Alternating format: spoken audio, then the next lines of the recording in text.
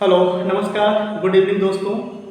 आज हम एग्जाम के पॉइंट ऑफ व्यू से कुछ जीके के प्रश्न जानेंगे जो इंग्लिश से संबंधित हैं। हम जानेंगे अल्फ़ाबेट्स के बारे में। अल्फ़ाबेट्स कितने होते हैं और लेटर्स कितने होते हैं। आज इस सीरीज में हम इसे डिकोड करने का प्रयास करेंगे। तो चलिए, हालांकि कुछ लोग या कुछ जो भी पढ़ाने वाले होते हैं वो अल्फ़ाबेट्स को 26 लेटर्स मान लेते हैं। आप पूछोगे कि अल्फ़ाबेट कितने होते हैं, how many alphabets are there, तो उनका ये कहना होगा कि अल्फ़ाबेट्स 26 होते हैं और लेटर भी 26 होते हैं। हालांकि इस कंसेप्ट को ग्रामर ने भी स्वीकारा है और उसे यदि पारंपरिक भाषा में देखें तो उसे 26 माना गया है। लेकिन अल्फ़ाबेट्स एक ही होते हैं, अल्फ़ाबेट एक ही होता है।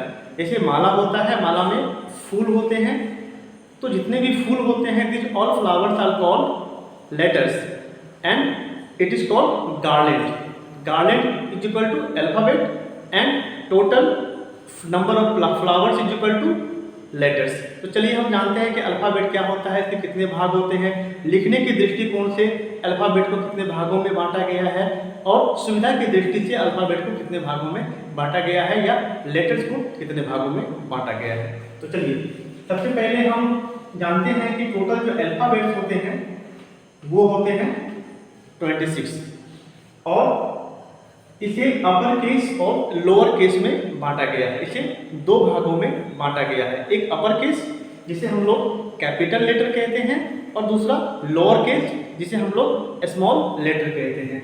तो जो बड़ी लिखने की जो प्रणाली है ए बी सी डी ई, इस तरह के जो लेटर्स होते हैं जो बड़े दिखाई पड़ रहे हैं आपको बोर्ड पे, वो अपर केस के लेटर्स होते हैं जिसे हम लोग कैपिटल लेटर कहते हैं।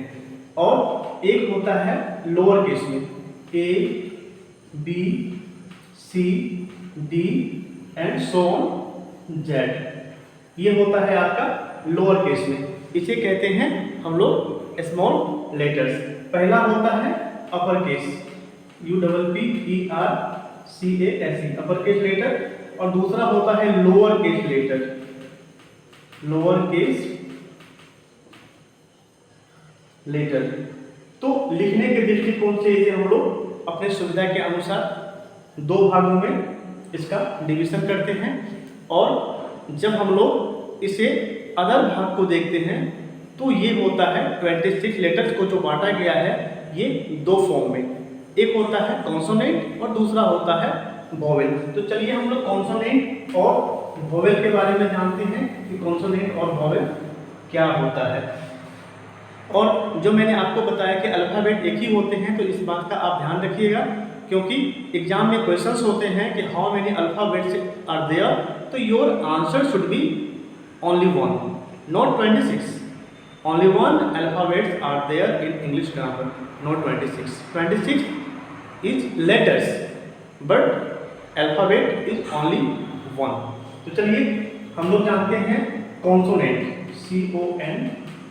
CONSONE कॉन्सोनेंट और दूसरा होता है वोवेल VOWEL वोवेल। वोवेल 5 होते हैं A E I O और U। इसके अलावा जो रेस्ट लेटर होते हैं वो कहलाते हैं कॉन्सोनेंट। ये हो गया आपका 21 और ये जो वोवेल हो गया ये हो गया 5। तो इस कंसेप्ट को आप लोग समझिए। और इसके अलावा भी होता है सेमी वोवेल। सेमी वोवेल दो होते हैं, एक होता है W और दूसरा होता है Y। There are only 2 semi vowels are there in English alphabet. तो इसे सेमी वोवेल क्यों कहते हैं, एक क्वेश्चन अराइज होता है, आपके मन में क्वेश्चन आएगा कि इसे हम लोग सेमी वोवेल क्यों कहते हैं। सेमी वोवेल इसलिए कहते हैं कि इसका जो साउंड होता है कभी कॉन्सोनेंट की तरह होता है और कभी इसका साउंड होता है वोवेल की तरह, that's why it is called semi vowel. तो इसके बारे में हम जानेंगे कि W और Y को सेमी वोवेल की तरह यूज करते हैं तो कैसे होता है। और एक बात मैं आपको बताऊं कि जो वोवेल होता है इसे बोलते हैं स्वर वर्ण और जो कॉन्सोनेंट होते हैं उसे बोलते हैं व्यंजन वर्ण। तो स्वर वर्ण और व्यंजन वर्ण, हालांकि हम लोग हिंदी ग्रामर में भी इस चीज़ को पढ़े हैं, लेकिन हम जब यहाँ पे इसको जानेंगे तो वोवेल को जो पढ़ा जाता है, लोग इसके पढ़ने के तरीके में भी कहीं ना कहीं त्रुटियां करते हैं, कहीं कहीं गलती करते हैं।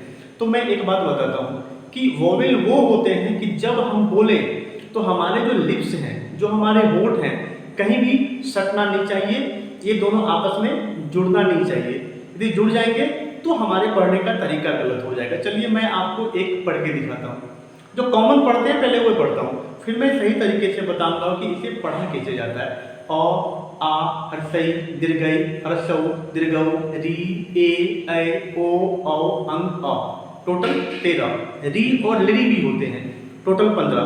तो वोवेल जो होते हैं, जो हमारे हिंदी में इसे अ आ करके पढ़ा जाता है, और इसको लिखने के लिए जब बोला जाए तो ए डबल ए इस तरह से हम लोग उसको लिखते हैं। तो हमारा होंठ पे आप ध्यान दोगे कि कहीं सटता नहीं, अ आ ई ऊ ए ऐ ओ अंग अ। तो हमारा लिप्स कहीं भी सटता नहीं है, कोलाइड नहीं करता है, नहीं सटता है। दैट मीन्स तो हमारे जो कंठ से, जो हमारे थ्रोट से डायरेक्ट हवा निकलता है, कहीं पे हवा बाधित नहीं होती है, निर्बाध रूप से निकलता है।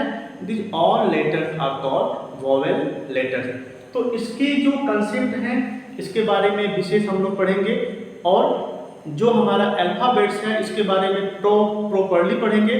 अल्फ़ाबेट्स तकरीबन इसका जो जर्नी है तकरीबन 3000 सालों का है, और 3000 सालों से जो अल्फ़ाबेट है हम लोग इसको जान रहे हैं, और ये हमारी जर्नी का एक हिस्सा है। लेटर तो बदलते हैं, लेकिन इसका जो कंसेप्ट होता है वो नहीं बदलता है। पहले का लेटर कुछ अलग था, जैसे पहले के ज़माने में या कुछ दिन पहले या कुछ समय पहले जो W होता है, इसमें W नहीं होता था, डायरेक्ट होता था यू। इसके लिए इसे बोला गया W, डबल यू को मिला के बोला गया है W। पहले W शब्द इसमें नहीं हुआ करता था। तो हम इस सीरीज को आगे बढ़ाएंगे और एग्जाम पॉइंट ऑफ व्यू से जानेंगे कि ये किस तरह से होता है, और जो सेमी वोवेल है इसका एग्जाम्पल्स भी देंगे। सपोज यदि वर्ड के शुरू में W आए तो क्या होता है, वर्ड के अंत में आए तो क्या होता है। सपोज WHY वाई, और यदि अंत में आए NEPHEW नेफ्यू, यहाँ पे W और यहाँ पे W दोनों के प्रोनाउंसिएशन में अंतर होता है। तो इस चीज़ को हम जानेंगे, इस चीज़ को देखेंगे। इधर कुछ टेक्निकल वजह से मैं क्लास अटेंड नहीं कर पाया या ले नहीं पाया, और मैं प्रयास करूँगा कि ये सीरीज कंटिन्यू जारी रहे। Thanks for watching. चलिए हम लोग इस सीरीज को फिर कल के एपिसोड में देखेंगे और अल्फ़ाबेट को प्रॉपर्ली पढ़ेंगे, ताकि आपके जो क्वेश्चंस हैं जो एग्जाम में अराइज होते हैं हम लोग उसके बारे में देखेंगे, उसके बारे में जानेंगे। और मैं प्रयास करूंगा कि बहुत जल्द आप लोगों का जो सेंटेंस का जो सीरीज होगा वो चलिए मैं एक छोटा सा आप लोगों को एग्जांपल देता हूँ, एक छोटा सा बात बताता हूँ जो आप लोगों को जानना